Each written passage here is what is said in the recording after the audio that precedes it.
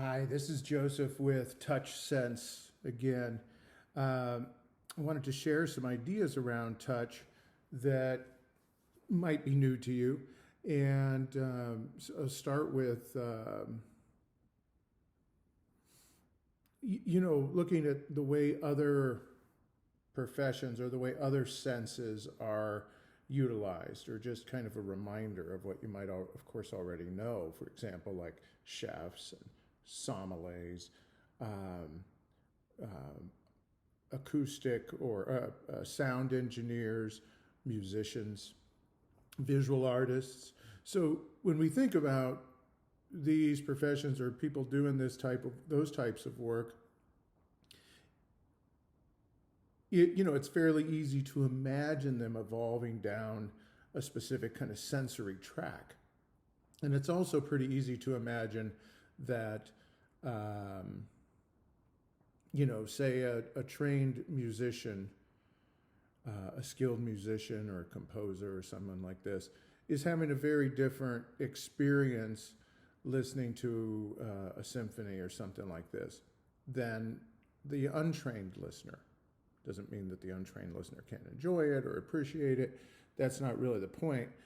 It's that the trained person in this case is having a very different sensorial experience. Same thing with wine. You can just drink some wine with your food or without food and have a good time. A sommelier is having a different experience of that. So how do we use that with touch? How do we begin to develop that with touch? And one of my things is, I think that often we have these tracks, these way of, like we're going to learn our touch somewhere, like massage school or physical therapy school, osteopathic school, acupuncture school, chiropractic school, something like this, probably. And really, I've seen plenty of people in all of those professions. Massage might be a little bit of an excluded, that really don't use touch very well at all. So, and some really do, of course.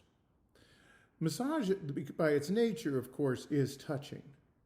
But they too really become pretty limited. I think of it as kind of all of the professions. I mean, any way you learn to think creates a bit of a myopia. It's the kind of the nature of the mind to, it's a pattern recognizing device. And after it recognizes the pattern, part of the great design of this pattern recognition is to make it easier to recognize the pattern again. So we're so sure that we've had the experience before that we know what it is. We remember. So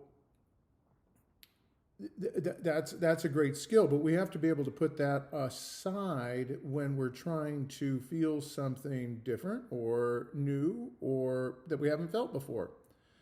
If you haven't felt the cranial rhythmic impulse, then you're going to have to be receptive to feeling that. If you haven't felt organ motility, then you're going to have to be receptive to feeling that. If you haven't felt the pulse in the way that they do in traditional Asian medicine, then you're going to have to be receptive to that. It's not just the mere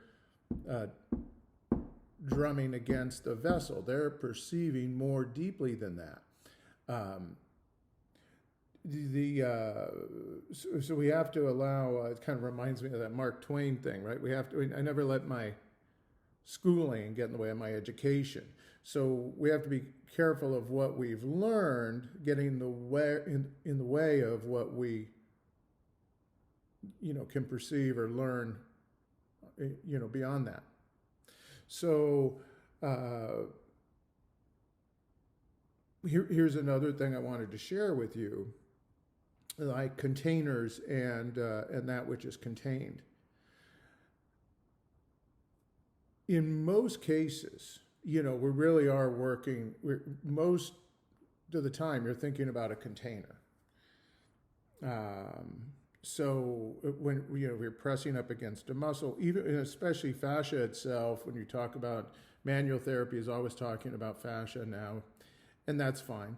But fascia is always a container, and it's always a little bit interesting or a little bit fun to consider what's contained. And you could go with the biologic thing and think of, well, we have the Gleason's capsule around the liver, and then we have the parenchymal cells of the liver inside. That's fine. It's not really, you can do that, and that's really useful, but that's not really what I mean. What I mean is, you kind of more like the ghost in the shell, right? You have the shell, but what's inside, right? I would say that really the shell is going to be left behind, and that life force in all of its myriad of expressions, that's what's contained, more or less. So, in the various aspects of the body, it's expressed along various lines and along various functional lines and functional expressions. Right? Whether it's a detoxification or oxygenation or neural pathways or movement or sensation. All these things are various expressions of life force. So that is more the ghost in the shell, or that which is contained within the container. And that gets a little more interesting when you're working with a person and begin to consider what can be freed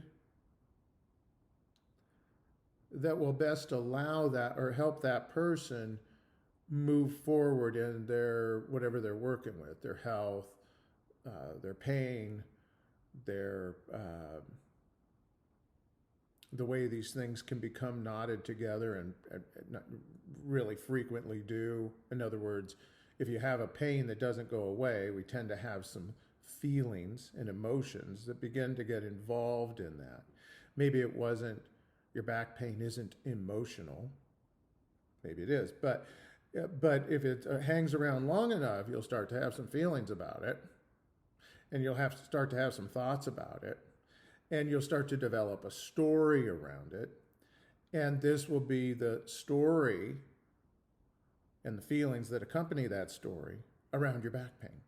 So these things really become knotted up and they don't always need to be untied in a very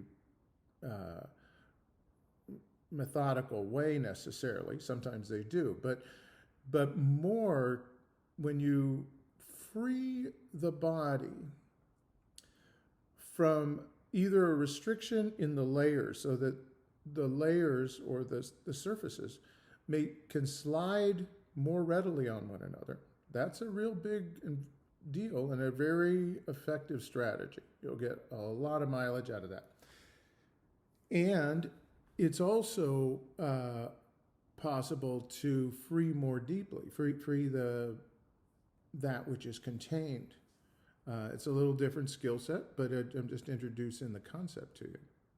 So I think that's what we're going to do for today, and let me know what you think of some of what we put forth in here. Thanks so much.